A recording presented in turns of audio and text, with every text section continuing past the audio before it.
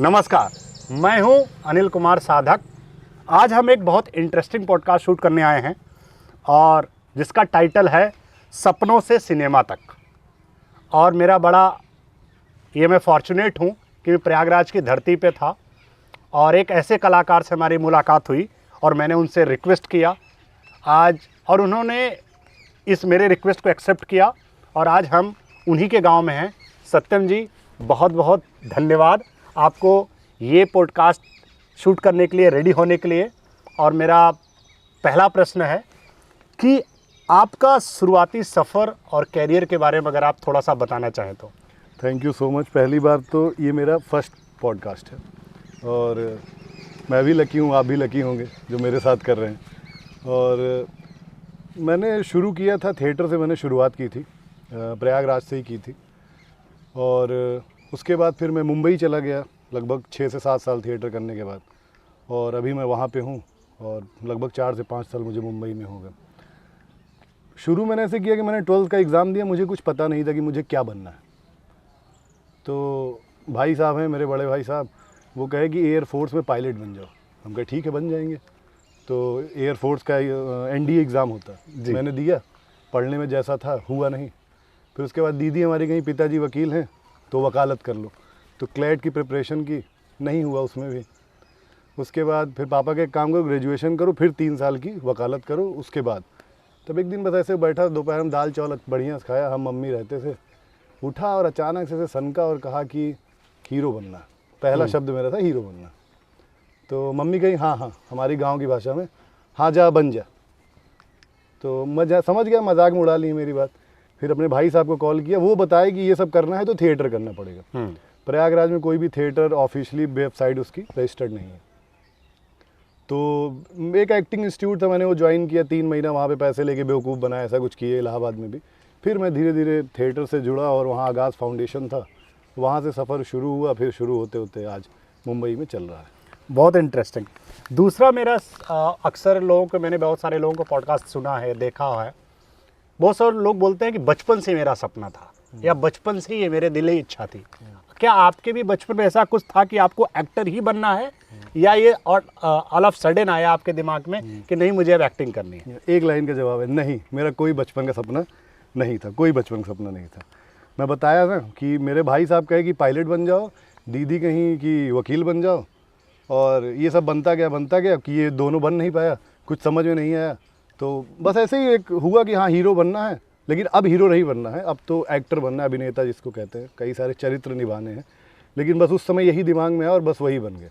और लेकिन मेरे अंदर बचपन से था कि मैं कोई भी काम करता था, करता बड़ा मन से था जी। पिताजी हमारे कोर्ट जाते थे, उनका जूता साफ़ करता था, बहुत मन से साफ़ करता था, ऐसे लेता था और उसको एकदम सफ़ेद ना रहे, उसको एकदम अच्छे साफ़ करूँ। और मेरे पिताजी ये सिखाए हैं कि जीवन में मोची बनना तो ऐसा मोची बनना कि तुमसे अच्छा मोची उस पूरे एरिया में कोई ना हो। मतलब वो ये नहीं कहा कि मोची ही बनो, एक्सपर्ट, हाँ, मतलब अपनी फील्ड का एक्सपर्ट रहो, जो तुम रहोगे तुम्हारा एग्जाम्पल दिया, नंबर वन जी। फिर जब मैं इसमें घुसा तो मैं कहा घुस चुका हूँ। तो फिर हालांकि मैंने पिताजी से झूठ बोल के 2 साल थिएटर किया, 2 साल उनको नहीं पता था। तीसरे साल वो मेरा रामलीला देखने आए और लगभग 2-2.5 हज़ार ऑडियंस थी। तब उनको थोड़ा सा लगा कि हाँ कुछ ठीक काम कर रहा है लड़का। तो वहाँ से वो उनको जो एंकर था उसने बुला लिया, वो थोड़ा खुश हुए तो कहे ठीक है, करते रहो, अपना बढ़ते रहो आगे। गुड, बहुत इंटरेस्टिंग। आपने जैसे बोला कि पहले आप थिएटर करते थे, फिर अभी आप वेब सीरीज़ और कई सारे मूवीज़ कर रहे हैं, तो ये थिएटर से वेब सीरीज़ का जो सफ़र रहा है वो कैसा था? और सबसे ज़्यादा कि आपके अभी तक के लाइफ में सबसे बड़ा चैलेंज आप या सेटबैक या चैलेंज क्या देखते हैं इस जर्नी में? मैंने थिएटर किया पहले तो 4 से 5 साल मैंने आँख बंद करके सिर्फ थिएटर किया। तो एक राम सर हैं, वो ज़िंदगी में आए और उन्होंने मुझे एक पहली शॉर्ट फिल्म दी। मैंने शॉर्ट फिल्म की तो उन्होंने मुझको उसके कुछ रूल, कंडीशन और थ्योरी होते नहीं कि आप लोग की फील्ड में भी होता होगा जी, वो सारी चीज़ें बताई कि सिनेमा ऐसे है और थिएटर ऐसे है। तो मैंने उनके साथ लगभग बहुत सारी शॉर्ट फिल्म की। आज तक लगभग मैंने 35+ शॉर्ट फिल्में कर चुका हूँ, जो कि कई सारे प्लेटफॉर्म पे रिलीज़ है। उसके बाद फिर मुझे मज़ा आने लगा, फिर मैंने उनके साथ ही एक बड़ी फिल्म थी वो शूट की, वो रिलीज़ नहीं हो पाई, उसको शूट किया। उसमें मैंने असिस्टेंट भी किया और क्या कहते हैं उसमें मैंने एक्टिंग भी की। लेकिन जब मेरे सामने पहली बार लाइव में मेरे सामने 2019 में बड़ा सा कैमरा लगा और मैं उस सेट पे 12 दिन से काम कर रहा था। जब बड़ा सा कैमरा लगा तो मेरा हलक जिसको कहते हैं ना सूख गया वो, और सारी टीम मेरी थी। इवन मतलब जो डीओपी थे और राम सर थे, सब डायरेक्टर सब मेरे जान पहचान के। तो राम सर बोले क्या हुआ? मैं कहा कुछ नहीं, प्यास लग रही है। फिर पानी पिया। फिर हालांकि वहाँ से शुरू किया तो आज तक मैं कैमरा इको फ्रेंडली हो चुका हूँ। वो सर कहते हैं कि कैमरा बहुत अच्छा फ्रेंडली हो गया। तो ऐसे थिएटर से सिनेमा शुरू हुआ, लेकिन थिएटर मुझे आज भी पसंद है। अभी भी जब मैं पहली बार स्टेज पे पैर रखता हूँ तो वो डर अभी भी रहता है, लेकिन कैमरा को लेकर ऐसा डर नहीं रहता। लेकिन वहाँ रंगमंच को लेकर है क्योंकि 200-300 ऑडियंस बैठी रहती है, मेरा हालत अभी भी ख़राब होती है, लेकिन मज़ा आ रहा है मुझे। तो ये जो न्यू कॉमर्स हैं, स्पेशली जो इसमें करियर बनाना चाहते हैं, क्या वाकई थिएटर करने से फिर वेब सीरीज़ या मूवीज़ करने का कैमरा जो आप बोल रहे हैं, क्या वाकई इससे मदद मिलता है? पहले थिएटर, उसके बाद आदमी इस तरफ मूव करे। हाँ, मेरे हिसाब से तो मदद मिलता है। मेरे कुछ 4-5 जूनियर फ्रेंड भी हैं और वो मुझसे पूछते हैं कि भैया कहाँ से थिएटर करूँ, कहाँ जाऊँ, तो मैं उनको बता देता हूँ जहाँ से मैंने किया है रंगमंच। और मदद देखिए ऐसे मिलता है कि थिएटर सबसे पहले आपको क्या सिखाता है? डिसिप्लिन। जैसे मैं जहाँ पहले आगाज़ फाउंडेशन में जाता था, वहाँ अगर हम लोग 1 मिनट भी लेट होते थे, 12 बजे का सपोज टाइम होता था दोपहर का, अगर 12:01 पे जो लड़का पहुँच रहा है वो 18 से 20 लोगों के लिए समोसा और चाय ले आएगा। तो मतलब 200 रुपये का आपके जेब में चपत लग रहा है। इंटरेस्ट। और उस समय घर से झूठ बोल के आदमी जा रहा है रंगमंच करने, 200 रुपये कहाँ से आएगा? जी, तो वो डर रहता था। तो आज तक मेरे वो जहन में वो चीज़ चल रही है कि मैं किसी भी शूटिंग पे जाता हूँ, मैं घर के कहीं काम से निकलता हूँ, मैं कहीं भी जाता हूँ, मेरी गाड़ी कितने भी बजे निकले लेकिन मैं पहुँचता वहाँ 2-3 मिनट पहले हूँ, क्योंकि वही आदत मेरी मेंटेन है आज तक। डिसिप्लिन सिखाया टाइम का, अपना काम खुद करना। मैं आज भी किसी सेट पे शूटिंग करता रहता हूँ तो वो ऐसा वो ऐठन नहीं रहता कि हाँ वो मेकअप दादा इधर और ड्रेस दादा ये ऐसे करो। मैं खुद से अपना किया, पहन वहन लिया, जो उनको करना रह कर लिया, क्योंकि रंगमंच में हम शुरू से ही वही कर रहे हैं। जी जी। हम पहुँच रहे हैं, हम झाड़ू भी लगा रहे हैं, अपनी चाय भी ले आ रहे हैं, चाय भी पी रहे हैं। तो वहाँ से करके वहाँ तक पहुँचे हैं। तो डिसिप्लिन और टाइम पे रूटीन में रहना, ग्राउंडेड रहना ये बेसिक है। बाकी एक्टिंग तो मैं कहता हूँ बहुत लोग सिखाते हैं, बहुत लोग एक्टिंग लोग सीखने राडा भी जाते हैं, सिंगापुर भी जाते हैं, एक्टिंग ही सिखाते हैं, नो डाउट अच्छी एक्टिंग सिखाते हैं, लेकिन ये सारी चीज़ें शायद वहाँ मिसिंग रह जाती है। तो अगला मेरा क्वेश्चन है कि आपका जो पहला ब्रेक मिला, जिसको आप कह सकते हैं, और वो जब ब्रेक आपको मिला या जब आपको कंफर्मेशन मिला आपको, वो पल कैसा महसूस करते हैं आप? वो कैसा मोमेंट था? एक मैं अपना पहला अगर बड़ा OTT ब्रेक बताऊं तो हम लोगों ने एक छोटी सी फिल्म बनाई 5 मिनट की, पेंसिल नाम था उसका, और 2020 में उसको बनाया हमने। और बनाने के बाद वो हम भूल गए, 2-3 महीना हम भूल गए। बीच में मेरी माताजी एक्सपायर हो गई और उसके बाद उनके एक्सपायर होने के 3 महीने बाद वो फिल्म रिलीज़ हुई हॉटस्टार पे। तो मुझे तो पहले उनकी याद आई, क्योंकि उन्होंने बहुत सपोर्ट किया मुझे एक्टिंग में। तो मुझे लगा कि कोई अपना जो है वो है नहीं। उसके बाद मेरा दूसरा बड़ा ब्रेक था जियो सिनेमा के लिए। तो अच्छा, मेरी शुरू से आदत थी कि मैं कोई भी प्रोजेक्ट करता था, मैं इवन नुक्कड़ भी करता था रंगमंच में, तो मुझे पहला पैसा मिलता था तो वो मैं ले आके उनको देता था। तो जब यूपी 65 से मुझे लगभग 29,000 रुपये मिले थे। अब मैं कहा मैं इसको किसको दूँ, तो मैंने वो पैसा आज तक कुछ उसमें से संभाल के रखा हुआ। वो पहला प्रोजेक्ट एक हॉट स्टार वाला और दूसरा बड़ा प्रोजेक्ट OTT के लिए ही जियो सिनेमा वाला वो मिला। तो मैं सच बताऊं तो पहले मुझे उन्हीं की याद आई, क्योंकि जब मैं झूठ बोल के रंगमंच करने जाता था तो सिर्फ एक ही इंसान को पता होता था, वो थी हमारी मम्मी। और वो पापा से सब एकदम मैनेज करके रखती थी, कैसे क्या करना है, क्या जाना है, कैसे करना है। खुशी मिली अंदर से और वो सिलसिला अभी तक चल रहा है, मज़ा आ रहा है और बस काम करता रहूँ, यही दुआ है मेरी। इस क्वेश्चन को जब मैं पूछ रहा था, जब आप आंसर दे रहे थे, आप थोड़ी देर के लिए काफ़ी इमोशनल भी हो गए, भावुक भी हो गए। आई नो माँ की कमी कोई पूरी नहीं कर सकता, बट सबके जीवन में एक माँ का रोल रहता है और वो माँ हमेशा अपने बच्चों का आशीर्वाद के रूप में रहती हैं। हम आगे बढ़ते हैं। अगर मैं इस ढंग से पूछूं कि आपको प्रेरणा किस एक्ट्रेस या निर्देशक से मिलती है जिसको आप अपने प्रेरणा स्रोत मांगते हो, किसी का अगर आप उल्लेख करना चाहें तो? हाँ, मैं चाहता हूँ। मैं काफ़ी कुछ सीखता हूँ मनोज वाजपेयी हैं, और अगर मैं सुपरस्टार में बात करूँ तो रणबीर कपूर, और मनोज वाजपेयी के साथ ही साथ उनके भी एक वो फ्रेंड हैं के मेनन। ये कुछ 3-4 अभिनेता हैं जिनसे मैं सीखता हूँ, और बहुत सारे डायरेक्टर्स भी हैं जिसमें कबीर खान हैं और राजकुमार हिरानी हैं। संजय लीला भंसाली हैं, ये सब मेरे बकेट लिस्ट में, ड्रीम में है कि अगर मैं कभी इनके साथ काम कर पाऊँ तो, और मनोज वाजपेयी स्पेशली अगर उनके साथ मैं अगर कभी स्क्रीन शेयर कर पाऊँ तो। और रणवीर कपूर के लिए तो क्या है कि मुझे कम से कम 22 से 23 लोग कह चुके हैं कि तुम्हारी आवाज़ और तुम दिखते थोड़ा बहुत रणवीर कपूर जैसे हो, तो मैं टेंशन में भी आ गया था क्योंकि मुझे दिखना नहीं है ना किसी के जैसा। बाकी मैं फ़ैन उनका बहुत बड़ा हूँ, सीखता हूँ हर फिल्म से। बहुत इंटरेस्टिंग। अगला मैं जो जानना चाहूँगा, एक एक्टर के रूप में आपकी सबसे बड़ी सीख आप क्या रही है अभी तक के, जो एक एक्टर के रूप में आप सीखते हो? हर प्रोफेशन में आदमी हर कुछ सीखता है। अगर एक एक्टर के रूप में मैं पूछूं कि आपकी अभी तक की क्या सीख रही है, तो क्या चीज़ें हैं, एक दो चीज़ें जो आप बताना चाहें? जब मैं ये शुरू किया ये करियर मैंने, तो मुझे लगा कि इसमें पढ़ना नहीं पड़ेगा। फिर बाद में जाके पता चला कि सबसे ज़्यादा इसी में पढ़ना पड़ेगा। तो मुझे पता भी चला कि अगर आप एडवोकेट हैं या तो आप अभिनेता हैं, आपको पढ़ना बहुत पड़ेगा। अगर आप अच्छे नेता भी हैं तो भी लोग मानते नहीं, हाँ, तो पढ़ना बहुत पड़ेगा, सब कुछ पढ़ना पड़ेगा आपको। अब मैं उसी से भागता था तो 1-2 साल तो बुरा लगा। तो ये जब मैं अभिनेता बनने की जर्नी में आया तो मुझे पता चला अच्छा पढ़ना पड़ेगा। जब मैंने पढ़ना शुरू किया, मुझे याद है कि मैं अपने पैसे से पहली किताब लिया मैंने, गुनाहों का देवता। और आज वो सफ़र, आज मेरे रूम में मैं सबसे ज़्यादा अगर इन्वेस्ट कर रहा हूँ तो पैसे बुक पे ही कर रहा हूँ। 250 किताबें मेरे पास हैं, जिसमें नॉवेल 250, जिसमें छोटी छोटी कहानियाँ हैं। और लगभग आज तक मैंने 80-90 किताब मैं पढ़ भी चुका हूँ। बाकी पढ़ने की जर्नी में मैं उसको मैं ऐड करता जा रहा हूँ। ये चीज़ मैंने बहुत सही सीखी और मैं सबको इवन बोलता भी हूँ कि पढ़ना बहुत ज़रूरी है। पढ़िए, कुछ भी पढ़िए, पेपर पढ़िए, कहानी पढ़िए, किताब पढ़िए, कुछ भी, बस पढ़ते रहिए। आप पढ़ेंगे तो 4 आदमी के सामने बैठ के बोल सकेंगे। बहुत इंटरेस्टिंग चीज़ बताई, क्योंकि मैं भी ये मल्टीपल जब पॉडकास्ट करता हूँ और धर्म, समाज और आप जैसे कई सारे शख्सियतों से मिलता हूँ, तो मुझे भी बहुत सारी चीज़ें पढ़नी पड़ती हैं, ज्ञान लेनी पड़ती है, और बताने के लिए पहले जानना ज़रूरी है। तो बहुत इंटरेस्टिंग चीज़ बोला।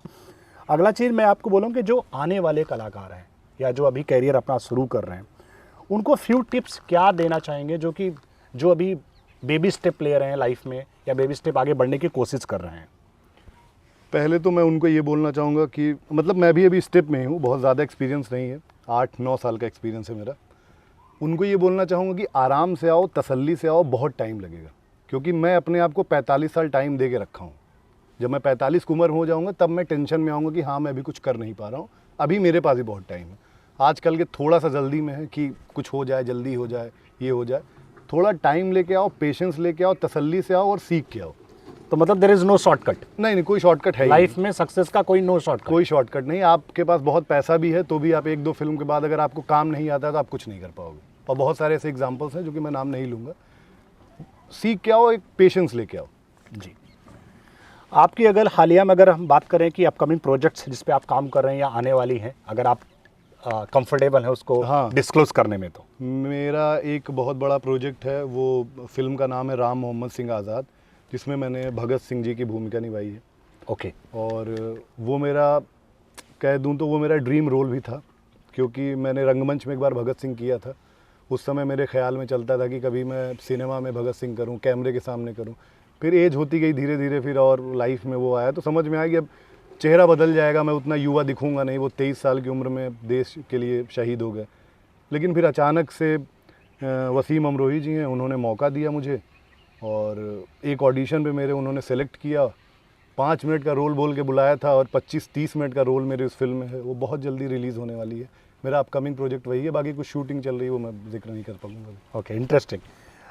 अभी तक जो आप कह सकते हैं कि कोई ऐसा किरदार जो आपको एक कोई ऐसा किरदार जो आप निभाना चाहते हो और उसके लिए एक ढंग से कह सकते हो कि आप योर विश लिस्ट में है कि ये एक ऐसा किरदार मैं ज़रूर निभाना चाहूँगा जो अभी तक नहीं मिला हो? एक्चुअली कुछ सारे किरदार थे, लेकिन उन पे क्या है कि वो बायोपिक्स आती जा रही है। और जैसे भी मूवी आई है विक्की कौशल की, संभाजी महाराज के ऊपर आई है, मुझे कुछ वैसे भी रोल अच्छे लगते हैं। कुछ स्पोर्ट्स प्लेयर हैं उनके ऊपर फिल्म आई है, मुझे वो भी बहुत अच्छा लगता है। तो मैं अपने फ्रेंड से बोलता हूँ यार सब इन लोग कर ले रहे हैं, हम लोग क्या करेंगे। बाकी कुछ कुछ किरदार मेरी जहन में थे। जैसे मैं कुछ 1-2 क्रिकेटर हैं, मैं उनकी बायोपिक करना चाहता हूँ। जसप्रीत बुमराह है, मैं उनकी बायोपिक करना चाहता हूँ कि मैं जब तक कुछ बड़ा एक्टर बनूँ तब तक उनकी बायोपिक ना हुई रहे, मैं करूँ। और बाकी कुछ फ्रीडम फाइटर हैं, मैं उनकी बायोपिक करना चाहता हूँ। इवन मैं उधम सिंह साहब का खुद रोल करना चाहता हूँ, जो विक्की कौशल ने किया है। वो मुझे खुद बहुत अच्छे मेरे फेवरेट एक्टर हैं, मैं चाहता हूँ मैं भी करूँ और वो भी मेरी फिल्म देखें, उनको वो भी मेरी तारीफ़ करें। कुछ ऐसे रोल हैं। बहुत सुंदर।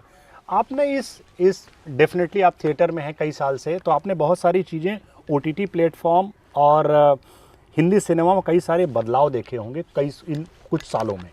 आपकी नज़र में ओटीटी प्लेटफॉर्म हिंदी जो सिनेमा है इसमें जो बदलाव देखने को मिल रहा है, वो as a audience, as a neutral person कैसे लेना चाहिए और आपकी नज़र में क्या है?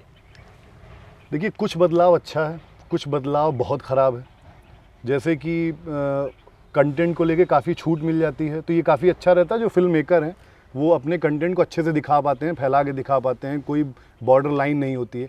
लेकिन कुछ लोग उसका सही से मजाक बना देते हैं, उसको सही से दिखा नहीं पाते हैं। हो सकता है मैं गलत हूँ, हो सकता है मुझे वैसा कंटेंट पसंद ना हो, लेकिन जो भी इंसान अपने घर परिवार के साथ बैठ के वो कंटेंट देख रहा है वो कंफर्ट नहीं हो पाता है। या इवन मैं भी कभी अपने बहन के साथ या कभी अपनी भांजी के साथ बैठ के कुछ ऐसा देखता रहता हूँ, अचानक कोई सीन आ जाता है, मैं अनकम्फर्ट हो जाता हूँ। और अच्छा इसलिए है क्योंकि जब से वेब सीरीज़ का ज़माना आया, हम लोग को थोड़ी आज़ादी मिल गई, हम लोग को काम मिलने लगा। पहले नहीं होता था, पहले बहुत सारे ऑडिशन, अभी बहुत सारी वेब सीरीज़ बन रही है, खट इतना रोल आता है तो कुछ ना कुछ काम मिल ही जाता है। जी, ये सारी चीज़ें अच्छी भी। गुड। तो अभी हम मूव करते हैं, थोड़ा सा आपकी पर्सनल चीज़ों पे जाएंगे हम। ये जो है पॉडकास्ट का दूसरा पड़ाव कह सकते हैं, जिसमें अध्यात्म और धर्म के बारे में हम बात करेंगे। आपकी लाइफ में धर्म और अध्यात्म का क्या कोई स्थान है? देखिए, मेरा जो है वो एक पर्सनली थॉट कब बदला, मैं 2019 में मैंने रामलीला की। जी। इलाहाबाद में एक जगह है नैनी, वहाँ पे मैं राम बना। वहाँ पे मैं राम बना तो रिहर्सल करता था, तो एकदम युवा था, मेरी उम्र उस समय 19-20 साल थी, ज़्यादा युवा अभी भी हूँ, उस समय ज़्यादा युवा था। तो रिहर्सल करता था तो कुछ दिमाग पे असर नहीं पड़ता था, नॉर्मल। लेकिन जब मैं शो करने लगा ना, जब मैंने वो कॉस्ट्यूम पहना राम जी का, तो मुझे में लगा कि भाई ये तो कुछ मतलब अलग होंगे, जब वो होंगे तो कुछ अलग होंगे। एक दिन का मैं उसमें एक स्टोरी बता दूं। मैं घर आया, होता नहीं, माता पिता जी की खटपट होती रहती है। चौथे या 5वें दिन का मैं एपिसोड करके आया, जब राम जी को वनवास मिल जाता है। जी। आया तो मम्मी पापा की हमारी लड़ाई हुई थी, मम्मी खाना निकाली थी, हम खा रहे थे, तो मम्मी पूरे दिन शिकायत मुझसे करती थी कि पापा ऐसे बोल दिए, ऐसे बोल दिए, ऐसे बोल। मैं सुन रहा हूँ। और मैंने मम्मी को कहा कि मम्मी जो बोल रहे हैं पापा नहीं बोल रहे हैं, काल उनके मुँह पर बैठा है और वो बोल रहा है, वो नहीं बोल रहे, उनका दिल नहीं बोल रहा है, वो कुछ गलत भाषा होती है जो उनके ज़ुबान पे पड़ जाती है, इसलिए वो बोल देते हैं। अब मम्मी मुझे देखी वो टेंशन में चली हैं, वो अगले दिन सुबह भैया को फ़ोन कर रही हैं, जब से रामलीला करने लगा अलग बात करता है। तो एक वो इंसिडेंट था कि जो धर्म का एक मेरे उसमें पड़ा। फिर मुझे खुद बदलाव हुआ कि जब मैं 20 दिन बाद रामलीला ख़त्म हो गई तो मुझे लगा अब मैं नॉर्मल हो गया हूँ। कुछ वो दिमाग में, जहन में चल रहा था, वो शक्ति जिसका मैं कैरेक्टर कर रहा था, वो एक पावर फील होता है। एक बार और हुआ कि मैं मेडिटेशन अभी करता हूँ फ़िलहाल, एक बार मैंने 2019 में करना शुरू किया था। जो मैंने सबसे ज़्यादा अपने लाइफ में चेंज देखा था वो उस समय देखा था, फिर बीच में एकदम ड्रॉप हो गया था। तो ये मुझे पावर फील होता है। ये मेरा क्वेश्चन भी था। अच्छा, क्या आप ध्यान मेडिटेशन करते हैं, और अगर करते हैं तो आपके जीवन या करियर में कैसे प्रभाव पड़ा हो? हाँ, अब तक की लाइफ में 2025 चल रहा है, मैंने जो सबसे ज़्यादा अपनी ज़िंदगी में चेंज देखा है वो 2019 में देखा है, जब मैं मेडिटेशन करना शुरू किया था। एक अश्विन भैया हैं, उन्होंने मुझे मेडिटेशन कुछ सिखाया और मैं डेली लाइफ में करता था। सुबह उठता था, जिम करूँ, आऊँ, कुछ खाऊँ, पूजा करूँ और मैं मेडिटेशन करना शुरू करूँ। तो मेरी लाइफ में जो सबसे अच्छा बदलाव हुआ था वो 2019 में हुआ था। मैंने उसी साल पहली अपनी शॉर्ट फिल्म की, मैंने उसी साल एक पहली बड़ी फिल्म की, मैंने उसी साल श्री राम जी का भी रोल किया, मैंने उसी साल अपने पैसे से एक बाइक भी ली, मैं उसी साल पहली बार जीवन में बाहर कहीं घूमने भी गया, नैनीताल। उसके बाद जीवन भर वहीं पड़ा रहता था या घर वालों के साथ कभी चला जाता था। लेकिन फिर एक रिश्तेदार आए, उन्होंने कहा कि ऐसे मेडिटेशन करता है बैठ के, होता नहीं शांति से बैठना होता है, ऐसे ओशो भी करते थे, भाग गए, ये वो। उन्होंने पापा कुछ बताया, पिताजी हमारे डांट दिए हमको, ये सब मूर्खतापूर्ण काम मत करो। छूट गया, गुस्सा में छोड़ दिया। फिर कट टू, मैं अभी भी मेडिटेशन करता हूँ। अभी मैंने कुछ दिनों से शुरू किया है विपाशना। वहाँ पे मेरे एक मित्र हैं, ऋषि नाम है, ऋषि दुबे भैया हैं, वो मुझे लेके गए। पहले तो मैं जा नहीं रहा था, लेकिन लाइफ में कुछ टेंशन हुई तो मैं गया और मुझे मज़ा आया। और अब मुझे मज़ा आ रहा है। मैं सबको कहूँगा कि मेडिटेशन करना चाहिए। क्यों करना चाहिए ये मत पूछिए, करिए, खुद पता चल जाएगा क्यों करना। क्योंकि हर की फीलिंग अलग अलग होती है, सबकी फीलिंग अपनी अलग। बिल्कुल सही बोला आपने। तो एक चीज़ और मेरा है कि क्या आपको लगता है सिनेमा समाज और धर्म, सिनेमा समाज और धर्म क्या वाकई अध्यात्म के करीब भी ला सकता है किसी को? बिल्कुल ले आ सकता है अगर हम उसे सही से दिखाएं तो। जैसे अभी मैंने जिक्र किया था आपको कि विक्की कौशल की एक फिल्म आई है छावा, उन्होंने जो उसके डायरेक्टर हैं उन्होंने ऐसा दिखाया है और विक्की कौशल ने ऐसा चरित्र निभाया है कि आपको सच में महसूस होगा कि लोग अपने धर्म के लिए क्या क्या करते थे। उसमें एक डायलॉग है जो अक्षय खन्ना भूमिका निभा रहे हैं औरंगजेब की, कि तुम मुग़ल में आ जाओ, तुम इस्लाम कबूल लो और तुम अपना धर्म छोड़ दो, मैं तुम्हें छोड़ दूंगा, लेकिन तुम्हें अपना धर्म बदलना होगा। लेकिन संभाजी कहते हैं कि आप हमारे साइड आ जाइए और आप अच्छे से रहिए और आपको अपना धर्म भी बदलना नहीं होगा। और ये उस फिल्म में शुरुआती में नरेशन भी अजय देवगन ने दिया है कि शिवाजी के टाइम भी कितने हिंदू, मुसलमान और बाकी लोग थे जो अच्छे से रहते थे। ऐसी बहुत सारी फिल्में हैं जो कि आती हैं और मुझे स्पेशली मुझे सिखाती हैं। मुझे कुछ कुछ इतिहास एकदम नहीं पता था, तो मैं फिल्मों को थैंक यू बोलना चाहता हूँ कि जो मुझे पता चला, और आगे बनता रहेगा तो जो आगे की जनरेशन है उनको पता चलेगा। बिल्कुल सही, क्योंकि कहते हैं कि सिनेमा समाज का एक आईना भी कहा जाता है। बिल्कुल ठीक है। अब अगला मेरा क्वेश्चन है कि आपको कोई ऐसा रोल निभाया जो अध्यात्म या धर्म से जुड़ा हुआ हो अभी तक, और उसमें आप बहुत अपने आप को जुड़ा हुआ मानते हो? हाँ, मतलब मैंने तो अभी देखिए धर्म से रिलेटेड तो अभी मैंने रामलीला ही की थी जी। हाँ, रामलीला की। और इसमें एक और यूनिक चीज़ ये है कि मैंने जिस स्टेज पे मैंने राम किया 2 बार, मैंने उसी स्टेज पे रावण भी किया। अरे वाह। और मैंने 2 बार रावण किया, 2 बार राम किया, तो लोग शॉक्ड हो गए कि ऐसा कैसे हो सकता है यार, तुम राम भी बन गए, रावण भी बन गए। लेकिन मुझे, मैं सच बताऊं, मुझे ज़्यादा सीखने को मिला रावण से। अच्छा। हाँ, इसीलिए मुझे पर्सनली निगेटिव कैरेक्टर करना बहुत पसंद है। मेरे बॉलीवुड के करियर में भी मैं जो प्रीफर करता हूँ, कभी खुद से अगर मुझे कोई पूछेगा तो मैं निगेटिव ही करूँगा। आप गलत चरित्र से ये सीखते हैं, जब उसकी ज़िंदगी का क्लाइमेक्स चलता है ना, आप ये सीखते हैं कि आपको ज़िंदगी में क्या नहीं करना है। सही आदमी तो सब सही सही बताता है। कभी जैसे रावण जी ने लक्ष्मण जी को बताया कि ये मैं किया, ये तुम क्या कहते हैं मत करना, या जो उनको देख रहा है, हम लोग देखते हैं, पिक्चर देख रहे हैं, रामायण देख रहे हैं, पढ़ रहे हैं, हमें यही पता चलता है कि ये मत करो। क्या करना है वो तो राम जी को हम देख रहे हैं, पूजा कर रहे हैं, ये पता है। लेकिन मैं सच बताऊं तो मैं अपने लिए सीखा कि ज़िंदगी में क्या क्या नहीं करना है, कहाँ बदतमीजियाँ नहीं करनी है, कहाँ गुरूर नहीं पालना है। करो लेकिन सही से करो। बिल्कुल। मेरा अगला पड़ाव है कि क्वेश्चन है कि सफलता और असफलता को आप कैसे देखते हैं? आपके लिए क्या मायने है सफलता असफलता को अगर डिफाइन करने की बात कही जाए? असफलता कुछ है ही नहीं मेरे हिसाब से। एक बहुत पुराना कोट है, बहुत ही पुराना है, आप भी कहेंगे, आप भी वही बात बोल दिए। या तो आप सफल होते हैं या तो आप सीखते हैं, असफलता कुछ होती नहीं। ज़िंदगी ऐसे चलती रहती है, एक दिन मृत्यु प्राप्त हो जाते हैं। असफलता कुछ नहीं होता। बहुत इंटरेस्टिंग। एक मैं आपसे पूछना चाहूँ, क्या कोई ऐसा मुश्किल दौर आया जब आपको लगा कि सब कुछ खत्म हो गया है, बट आप उस चीज़ में अपने आप को संभाल के बाहर ले आए? हाँ, मेरा 2023 में मेरी तबीयत ख़राब हुई। तबीयत ख़राब क्या हुई, 6-7 महीने से मेरे कमर में दर्द चल रहा था, तो मैं अचानक डॉक्टर के पास गया, दिखाया, तो डॉक्टर ने MRI लिखा, मैंने MRI करवाया। तो डॉक्टर, जब मैं MRI रिपोर्ट लेके गया दिखाने, तो डॉक्टर ने पूछा तुम कैसे आए हो? मैंने कहा ऑटो से आया हूँ। अकेले आए हो? मैं कहा अकेले आया हूँ। तो बोला चल के दिखाओ। उसने टेस्ट किया, कह रहा जितनी तुम्हारी रिपोर्ट है उस हिसाब से तो तुमको चल के आना नहीं चाहिए था। तो मैंने कहा क्यों? कह रहा इस हिसाब से तो तुम्हें अब तक क्या कहते हैं पैरालाइज हो जाओगे। मैं कहा क्यों? तो बल्जिंग की प्रॉब्लम ज़्यादा हो गई थी। तो मैं अपने भैया को बताया और पापा को भी बताया, तो भाई साहब बोले कि तुम दिल्ली आओ। उसने भी किसी को रिपोर्ट दिखाया, वो भी डर गया, वो कहा कल मुंबई छोड़ के तुम अभी तुरंत दिल्ली आओ। मैं कहा नहीं, ऐसे नहीं होता। मैंने सामान अपना पैक किया। तो एक बार जब मैं मुंबई से जाने लगा तो सारा सामान जो मैं अपना पैक करके दोस्त के रूम में रखा, मुझे डर लगा कि अब मैं कहीं दोबारा वापस ना पाऊँ, क्योंकि उसमें 2 ऑप्शन था, या तो एक्सरसाइज से सही होता या तो मेरा ऑपरेशन होता, और न्यूरो का ऑपरेशन सक्सेस कम होता है। फिलहाल मैं गया, काफ़ी दिन बाद ट्रीटमेंट चला, 6-7-8 महीने में नोएडा रहा। दिमाग में चलता रहा सही होऊंगा कि नहीं होऊंगा। मैं मोटा होता जा रहा था, दवा भी कुछ खा रहा था। वो उस टाइम एक डर लगा था। लगभग 1-1.5 साल का मेरा मुंबई से गैप हो गया था, एकदम कॉन्टैक्ट भी छूट गया था। लेकिन फिर दोबारा वापसी हो गई, और हो गई तो अब हो गई है। दर्द अभी भी है, लेकिन अब वापसी हो चुकी है।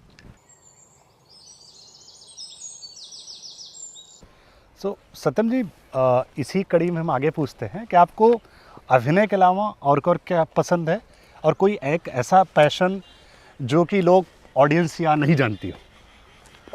मुझे तो देखिए, अगर खेलने में बताऊं तो बचपन से क्रिकेट खेलता था।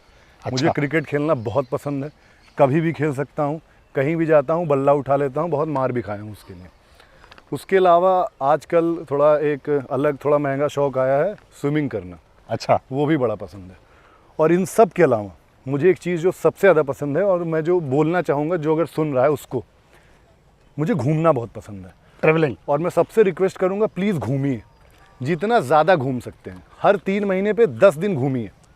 लोग कहेंगे फालतू घूम रहे हो, जो कि पंकज त्रिपाठी सर ने भी अपने एक इंटरव्यू में कहा है कि आपका बच्चा 12th पास हो जाए, उसको घर से निकाल दीजिए, कहिए जा पूरा इंडिया घूम के आ, कम पैसों में, लेस देन पैसों में।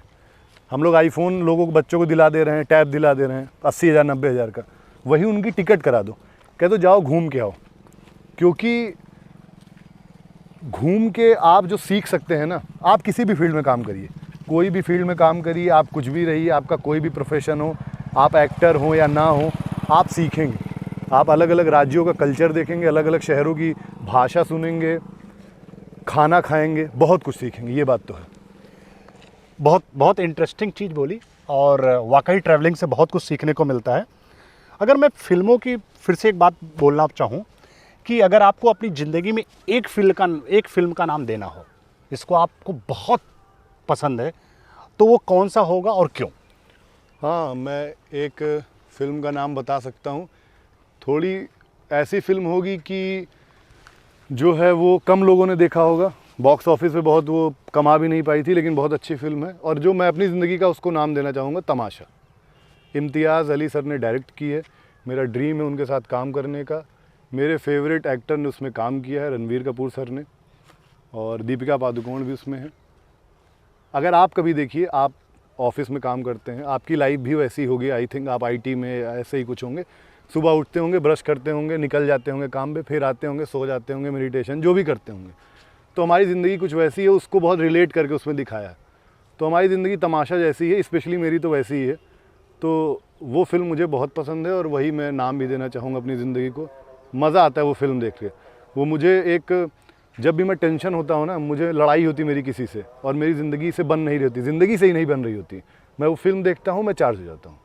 बहुत खूबसूरत। आखिर में मैं चाहूँगा, अगर आपके जो सुनने वाले हैं, आपके जो चाहने वाले हैं, या यंग पीढ़ी जो एक्टिंग, थिएटर इन सब में आना चाहती है, या कोई भी, आप उनके लिए क्या कहना चाहेंगे? मैं उनसे कहना चाहूँगा कि थोड़ा सा मुश्किल फील्ड है ये, थोड़ी सी, और यहाँ पे शुरुआत में पैसे मिलते नहीं हैं आपको। दिखता है कुछ लोग को, आप देख के इंस्पायर हो सकते हैं, पैसे मिलते नहीं हैं बजाय और सारी फील्ड के। लेकिन यहाँ मज़ा बहुत आता है, मज़ा बहुत आता है, मेहनत बहुत है, और अगर आपके दिमाग में एक जुनून है, पैशन है, तो आप ये काम में आ जाइए। ये काम क्या, मुझे लगता है हर फील्ड में मेहनत होगी। आप भी काम करते हैं, मेरे पिताजी वकील हैं, वो भी बहुत मेहनत करते हैं, और 60 साल होने वाले अभी भी बहुत मेहनत कर रहे हैं। बच्चन साहब हैं, वो भी मेहनत कर रहे हैं, सब मेहनत कर रहे हैं। तो अगर जो मेहनत से कतराता है वो तो एकदम ना है एक बार, क्योंकि वो जाके कहीं कॉल सेंटर में जॉब कर सकता है, 15, 20, 25 हज़ार रुपये मिल जाएगा। यहाँ ऐसा नहीं हो पाएगा भाई, मेहनत बहुत करना पड़ेगा। पहले 8-10 साल सीखो, फिर आगे काम करो, डायरेक्टर डांट भी देगा, सारी चीज़ें होंगी। तो और बस एक मेरी लाइन है, ये जो मैं बनाया हूँ, मैं वही कह रहा हूँ। शायद मैं कहीं सुना भी था या बहुत कुछ सुन के बनाया हूँ कि अगर आप चाहते हो कि आपको 25 लाख, 30 लाख लोग या 1 करोड़ लोग जाने, तो आपको वो काम करना होगा जो वो लोग नहीं कर रहे हैं, जो करोड़ लोग नहीं कर रहे हैं, जो नहीं कर रहे हैं वो। अगर आप मेरी बात समझ गए होंगे। समझ गए, बिल्कुल। जो वो काम नहीं कर रहे हैं, वो 8 बजे उठ रहे हैं, 10 बजे उठ रहे हैं, आपको नहीं उठना होगा, आपको 5 बजे उठना होगा। बच्चन साहब 4 बजे उठते हैं, मोदी जी 4 बजे उठते हैं, अक्षय कुमार 4 बजे उठता है, शाहरुख खान 3 बजे सोता है, 12 बजे उठता है, फिर भी वो अलग काम करते हैं, सबसे अलग काम कर रहे हैं ना जी। हम आप वो काम नहीं कर रहे हैं। अगर आप चाहते हैं कि 15-20 करोड़ लोग या 10-20 लाख लोग आपको फॉलो करें, आपको जाने, तो आप ज़िंदगी में ये बना लीजिए आपको वो काम नहीं करना है। इसका ये मतलब नहीं कि आप शराब पीने लगिए, वो काम नहीं, मैं पॉजिटिव वे में कह रहा हूँ। बस मेरा आखिरी लाइन यही है। सो सत्यम जी, ये वार्तालाप, ये बातचीत बहुत ही इंटरेस्टिंग रही, और हमें तो इस पॉडकास्ट करने में बहुत ही आनंद आया, बहुत ही मज़ा आया। थैंक यू सो मच अपना टाइम देने के लिए, और इस पॉडकास्ट को बहुत ही शॉर्ट नोटिस पे एक्सेप्ट करने के लिए। मेरी बेस्ट विशेस है, और भोलेनाथ से, क्योंकि मैं भक्ति मार्ग पे भी हूँ, भोलेनाथ से प्रार्थना करूँगा कि आप जीवन में बहुत आगे जाएं, बहुत तरक्की करें, कई बार हमारा पॉडकास्ट करने का मौका मिले हम लोगों को। बहुत बहुत धन्यवाद। Thank you so much.